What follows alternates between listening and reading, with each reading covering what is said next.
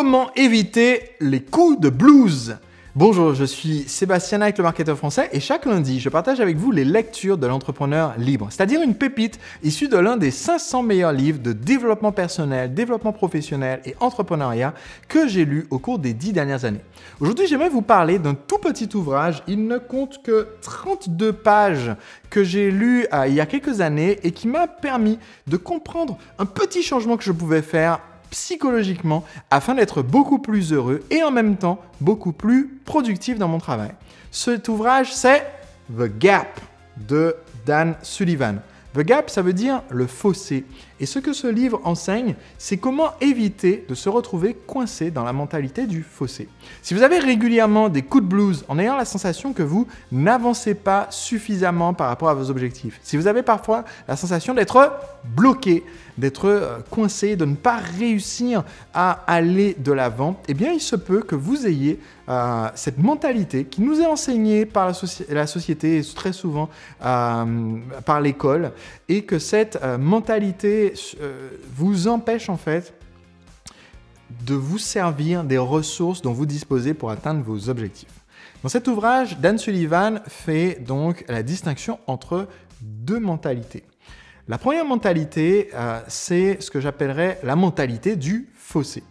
Et la mentalité du fossé, elle est la suivante. Quand vous êtes quelqu'un qui est très déterminé, quelqu'un qui est assez ambitieux, quelqu'un qui se fixe des objectifs. Vous êtes le genre de personne qui, en début d'année, fixe des objectifs pour l'année, ou vous fixez des résolutions sur comment vous voulez vous comporter, vous fixez ce que vous voulez avoir réalisé dans votre entreprise, chiffre d'affaires, nombre de clients, avancement professionnel, combien vous voulez gagner. Si vous êtes quelqu'un comme cela, c'est très bien, mais cela veut dire qu'avec ce trait de caractère, vous avez tendance aussi à avoir un défaut. Ce défaut, c'est que vous vous fixez tout le temps des objectifs, un horizon, où est-ce que vous voulez atteindre, et vous n'arrêtez pas de comparer votre situation actuelle à cet horizon. Et c'est ce que Dan Sullivan appelle la mentalité du fossé. La mentalité du fossé, c'est celle qui dit, à tout instant T, je peux comparer où j'en suis avec l'horizon. Je peux comparer où j'en suis avec l'horizon. Et l'horizon, c'est l'objectif que je veux atteindre. Eh bien, le problème, il est double quand on fait ça. Premièrement, si vous l'avez déjà constaté, je pense, si vous avez fait de la randonnée ou du bateau sur de longues distances, c'est que l'horizon, on a beau avancer vers lui, on a énormément de mal à l'atteindre. Si vous l'atteignez, c'est que vous êtes arrivé au bord de la planète et à ce moment-là, vous tombez, il y a des dragons, enfin, c'est compliqué. Mais la plupart des gens n'arrivent pas jusqu'à l'horizon. Et donc, on se retrouve tout le temps à se comparer avec quelque chose d'assez inatteignable. Parce que si aujourd'hui, vous avez décidé que vous voulez doubler la taille de votre entreprise d'ici la fin de l'année, en cours d'année, quand vous êtes en chemin pour avoir doublé, vous êtes en train à nouveau de réfléchir à l'année d'après qu'on va redoubler et vous êtes encore loin de l'atteinte de cet objectif-là. Et donc ça, c'est le premier inconvénient, c'est qu'on a toujours cette sensation d'inachevé. Le deuxième inconvénient, c'est que entre là où nous sommes maintenant et l'objectif qu'on veut atteindre, il y a toujours un fossé. C'est-à-dire, il y a toujours ce creux, cette distance qui nous sépare de là où on veut aller. Ça veut dire que continuellement, si vous êtes cette personne ambitieuse qui se fixe des objectifs, eh bien continuellement, vous êtes en train de vous remémorer le manque qu'il y a dans votre vie.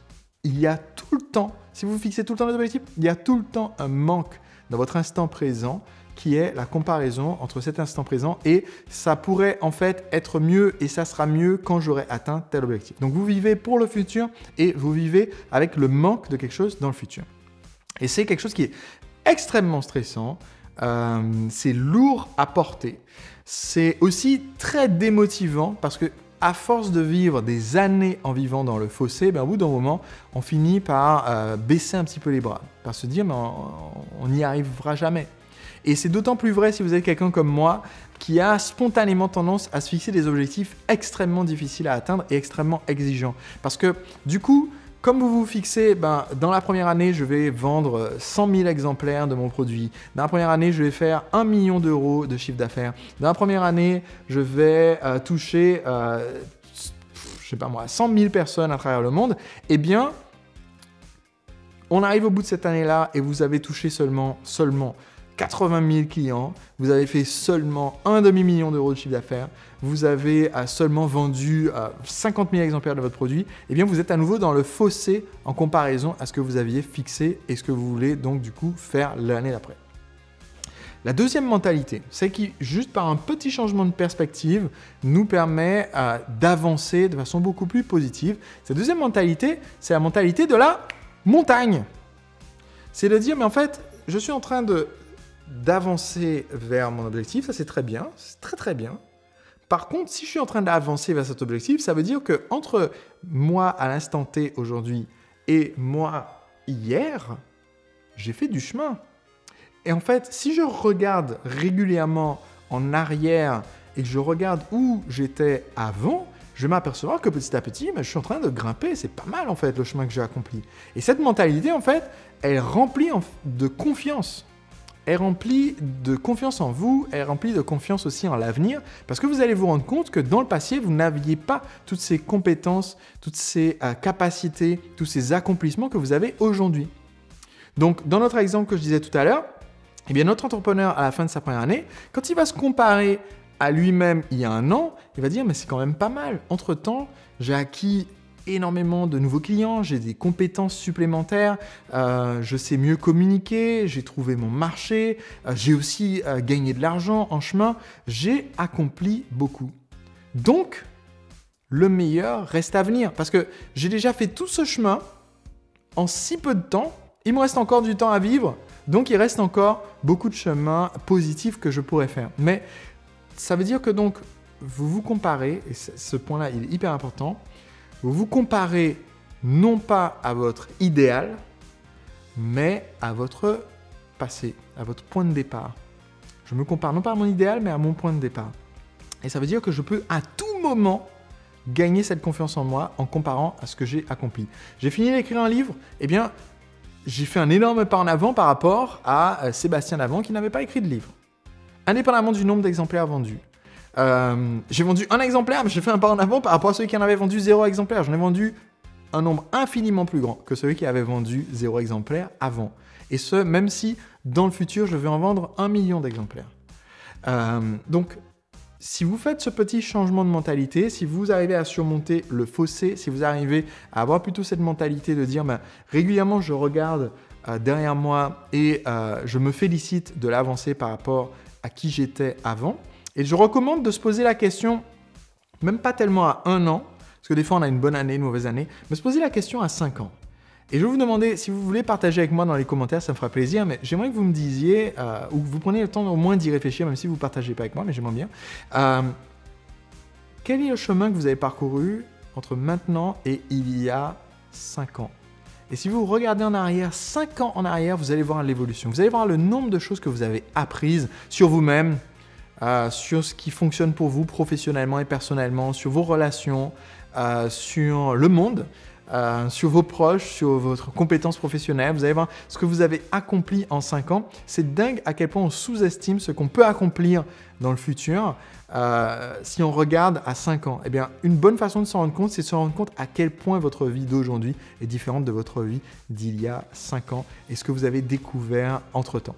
Il y a 5 ans, vous ne regardiez probablement pas encore mes vidéos. C'est fort probable, parce que je ne faisais pas cette série de vidéos et de lectures de l'entrepreneuriat libre il y a 5 ans. Donc, même si vous êtes dans le futur et que ça fait plus de 5 ans que vous me regardez et que vous découvrez cette vidéo, que dans 5 ans, voilà, bon bref. Mais faites cette comparaison.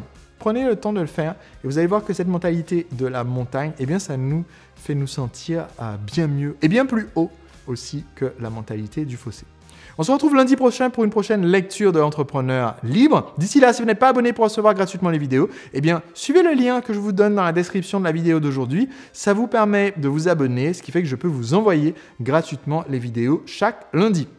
Et si vous n'avez pas encore lu mon livre, Le secret des entrepreneurs libres, eh bien dans ce livre, je vous explique comment devenir à votre tour un entrepreneur libre, comment vous libérer énormément de temps que vous pourrez consacrer à votre famille, à vos amis, à vos passions, en ayant un système marketing super simple qui soit automatisé, qui vende vos produits 24 heures sur 24. Vous pouvez recevoir le livre gratuitement chez vous avec de nombreux bonus en suivant le lien que je vous mets aussi dans la description de cette vidéo. Allez le voir tout de suite afin de recevoir l'exemplaire chez vous. On se retrouve lundi prochain, à très vite.